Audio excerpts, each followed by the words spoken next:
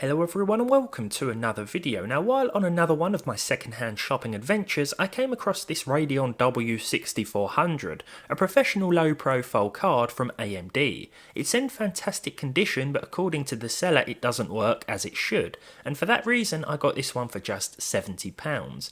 Now I am by no definition of the word a professional, so whenever I see a workstation card like this, I have just one thing on my mind. Gaming. Can this thing play games? First and foremost though, does it work?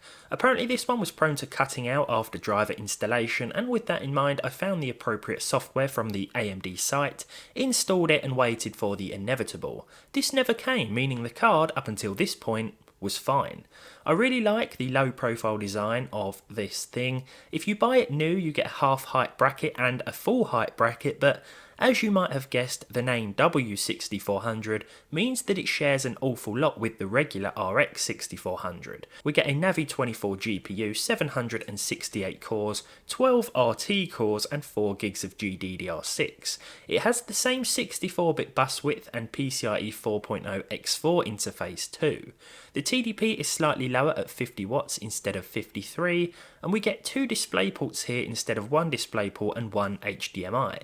The same lack of hardware accelerated video encoding makes even less sense to me on a so-called professional card though, but as I said I'm not familiar with the intended uses of one of these, so maybe someone who is can tell me if that's a big deal. I imagine it probably is. If you can find one of these for cheap though, is it worth buying if you want to play some games? Because it certainly makes no sense for gamers at full price, especially with the RX 6400 on the market. But let's take a look. This is going to work best in PCIe 4.0 systems, just like the regular 6400, and to be honest, despite its limitations, it does do okay at lower settings.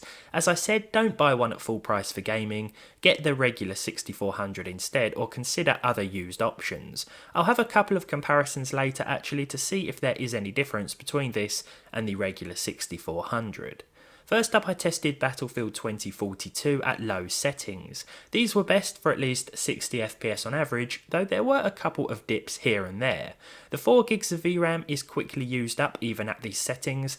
Now I'm recording like this by the way, as my capture card doesn't have DisplayPort input, and I don't have an adapter cable just yet. Recording with OBS or Afterburner would affect the performance numbers negatively, so this seemed like the most straightforward and simple option in this case.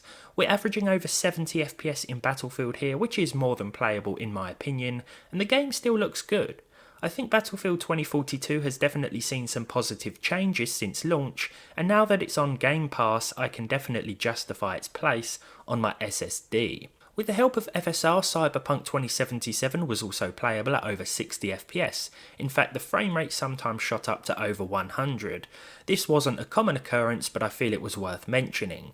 We are still using the workstation drivers of course, and I'm actually starting to wonder if and how these drivers would work with a regular RX card.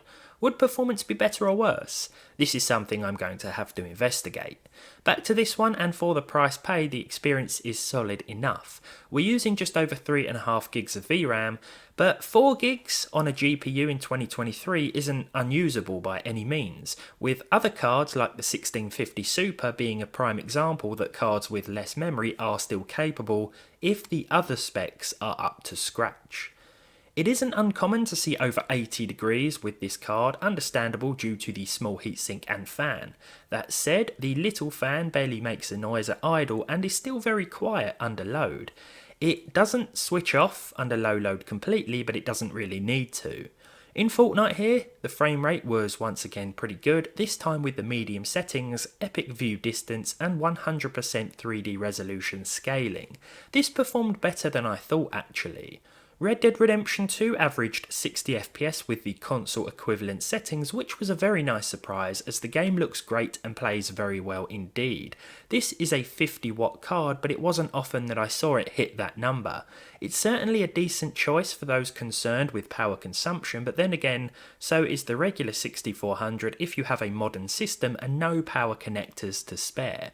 The W6400 may be quite uncommon at the moment on the second-hand market, but you might start to see the odd bargain here and there as time goes by. Now, as I've said before, I'm not going to sit here and recommend it from a gaming standpoint over its RX counterpart because it is more expensive in a lot of markets. But I couldn't resist checking out its performance because I'm sure some of you will have been curious about this thing as well.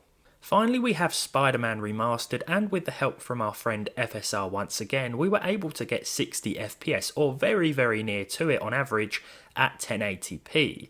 The game still looks really good at very low and with upscaling enabled. The GPU clock speed is nice and high with this RDNA 2 GPU, but that isn't enough to save it from its other flaws. Flaws which stand out more when you consider that this is a so-called professional part. Nice to see that it can game though, so if you get one for work purposes, and then you get bored or you want to go on a quick break and play some games, you can do. Now then, what about its performance to the regular RX 6400? I mean, it's almost the same card, only by default it uses different drivers. Would that make any difference? Well, let's take a look at a couple of benchmark results from Cyberpunk 2077 and Red Dead Redemption 2, both of which have built-in benchmarks that can give us the most accurate performance metrics, which are ideal for comparisons. The Cyberpunk results were pretty much identical, but in the Red Dead Redemption 2 results we did see a few differences, namely with the average and especially the 0.1% lows. This only adds to my curiosity regarding the driver differences, and I think I'll have to compare the regular drivers to the Pro drivers at some point when using a regular RX card to see if there are any benefits to using them over other drivers. Well, as for this video though, the W6400 workstation GPU can play games just fine, but as I've said multiple times, you shouldn't buy one just to do so, as it's often way more expensive than its traditional desktop RX counterpart. You know me though, it's a graphics card and it exists, so I had to test it for a video, and the fact I got it slightly cheaper, or a lot cheaper than retail, made it all the more tempting as a purchase. But I won't be testing it anymore, especially in those lower end tests. I'll just be using the standard 6400 instead, as I feel that's going to be the most sensible option for anyone looking for a lower end GPU in early 2023. That card in itself is difficult to recommend though. As prices start to drop, it can be or should be up for consideration if you have a modern system and not as much to spend, plus you want something brand new. My advice though, as always, is to consider your used market options, especially as that's going up and down all the time, and at the moment there are some serious bargains to be found, especially on older flagship GTX cards, if you don't care about ray tracing of course.